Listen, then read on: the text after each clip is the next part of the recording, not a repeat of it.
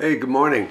We're going to do a little review of the crash bars that I mounted on my Desert X. This is a 2024 Desert X. These are some bars I picked up on eBay, and we'll do a little review of how I installed them and what's good and bad about them.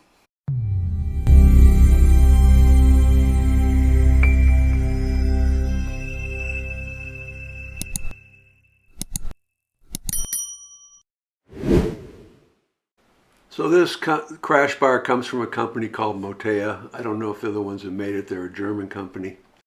The instructions are pretty lousy. They really don't show you what you need to know. The mount underneath the headlight is the most troublesome. I wound up taking off way too much. Really all you need to take off is the headlight assembly and clip the wire ties on the wire harness, and then there's a lower wind deflector, which you can there's two screws that hold it in place, and then it pops out. You can see where the upper bracket goes. This would be a difficult thing to fabricate, except for the fact that the bike comes prepared for a crash bar.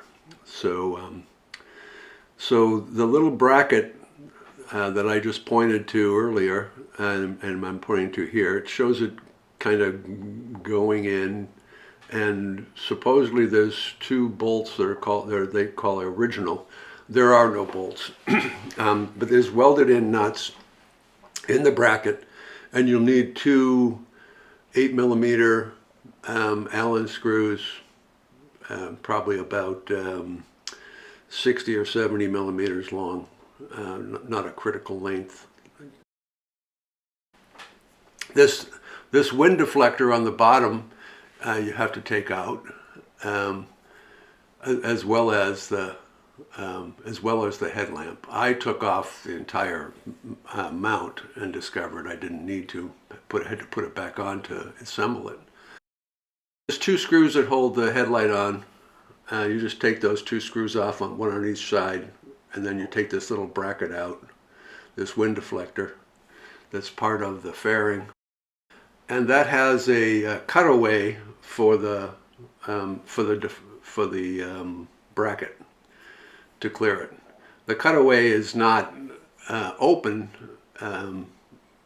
stock, but it's filled with this little, it's cast in part. You just have to take a knife and cut the tangs, and then it perfectly fits around the bracket. So as I said, obviously the Ducati is set up for crash bars. Mine just didn't simply come with them. Those two bright Allen screws are the ones that hold that bracket in place. And there's no room to get a socket in on the back one. So I had to definitely use Allens.